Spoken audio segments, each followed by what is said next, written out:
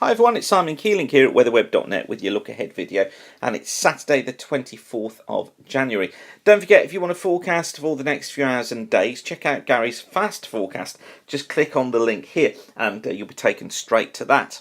And that was the scene that greeted sunrise this morning in the west of Wales, looking eastwards into the Welsh mountains. You see there the sun just rising. This was the remnants of the front that went through last night, and you see skies starting to clear as well here with just some bits and pieces of high cirrus cloud there, but still some low stratospheric come low cumulus cloud moving in from the sea. However, a ridge of high pressure is building today, so conditions are expected to be pretty good throughout Saturday for most of us. Now, attention's being focused on the possibility of colder weather coming in at the end of next week into next weekend. That's been the case for the last few days, and you'll know if you've been watching, I've been talking about that possibility. The confidence in it is growing day on day, and it's now becoming quite a persistent feature across all of the models. This is the Canadian output for midnight next Friday going into Saturday. Low pressure towards the east, looking this cold north to northwesterly flow. Compare that to the GFS ensemble for exactly the same time next Friday into Saturday, and look, low pressure east. Here's that cold north to northwesterly flow, and the ECMWF at the same time telling the same story, low east and picking up on this cold north to northwesterly flow.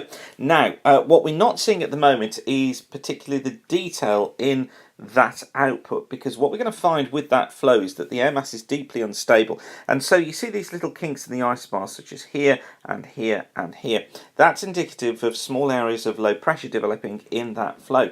Now, what those small areas of low pressure are potentially polar lows, and those spin with the flow and come southwards through the British Isles. They basically enhance snow and or rather snow showers, and bring longer spells of snow. If you get caught by one, you can get sort of 2 or 3 hours of snow and accumulations as well. So it's something we've got to watch out for certainly next weekend. And then if we just follow the ECMWF through, this is the chart for next Saturday into Sunday, midnight again, the 1st of February, and look, there's that north-northwesterly flow. Notice too the wobbles in the isobars once again, and those indicating the possibility of those polar lows coming south, and also troughs moving southwards, which of course enhance the showery activity as well. And staying cold into the early part of the week after next too, with that north to northwesterly flow persisting.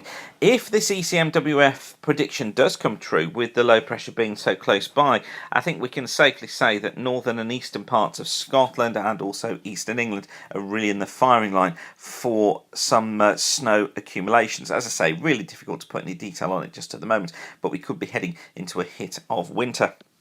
And the CFS seeing that as well. This is the 500 millibar anomaly for the rest of January from the CFS model.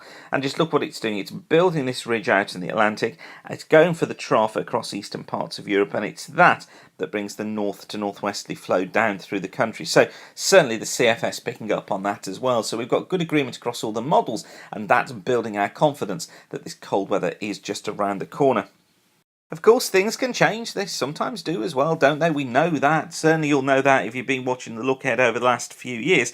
But this one seems to have cold weather written all over it, and that agreement between the models suggests it's more likely than not going to happen. Yesterday our confidence was 30 to 40%. I think today we're going to go up to a 50% confidence that that will actually happen in the way that the models are predicting.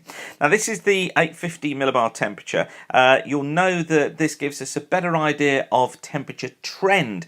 It removes the diurnal variations that we see at the surface. It just gives us a very good indication as to what temperatures are likely to do. And the -5 is the line that's of interest to you if you're a snow lover, because if you're one of those snow dogs, then -5 is the line that we look at in the British Isles for a greater than 50% probability that any precipitation will fall as snow. So basically what we're saying is temperatures below -5 at 850 millibars indicate a greater than 50% chance of precipitation falling as snow.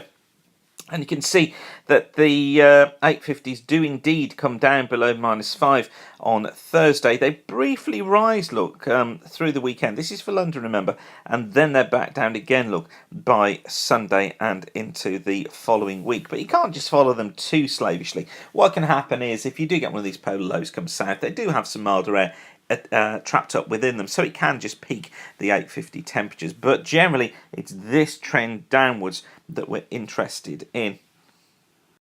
And you notice that from the start of the sequence, where we peak at +3 degrees at 850, which is about 5,000 feet, we end the sequence at -8. So we're losing 11 degrees off the temperature from the max to the min through this sequence. As if that weren't enough, we've got some stratospheric warming to be watching out for as well. This is the GFS ensemble prediction for 10 millibars, so high up in the atmosphere. Watch this area here across northeastern China running into northeastern Russia. This is the position as of today. In a week's time, just look at the warming that's taken place. We've suddenly seen temperatures here then rising up to -15 degrees, having been -45 degrees last night. So we're going from -45 to -15 degrees. And then in a further week's time, by Saturday the 7th of February, the warming has peaked and temperatures starting to come up again. But it's in this area that we're looking at that warming taking place, and it'll be interesting to see the impact that this have, if it does have any impact, several days and a couple of weeks down the line. But I'll talk more about that as it becomes more relevant during the course of this week. And a quick look at the CFS, which is trying to keep us into this cool and unsettled west to west northwesterly flow. Here we are with the low, the normal heights to the north, high, the normal down towards the south, jet stream blowing through the British Isles. There we are for week 2 from the 31st of January to the 6th of February. Look, bringing this cold trough down through the country. And what that would do is help low pressure areas to pass to the south of us, bring in this cyclonic flow, which would bring us the enhanced possibility of catching some wintry weather. But note, that doesn't necessarily agree with where the ECMWF is seeing things heading at the moment.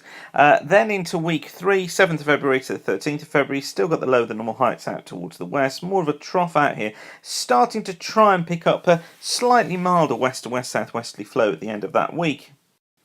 And then into week 4, from the 14th of February to the 20th of February, it then puts the low normal heights back up towards the north. Look, we're starting to see this idea of higher pressure building towards the south for that final third of the month, but leaving us in rather unsettled conditions.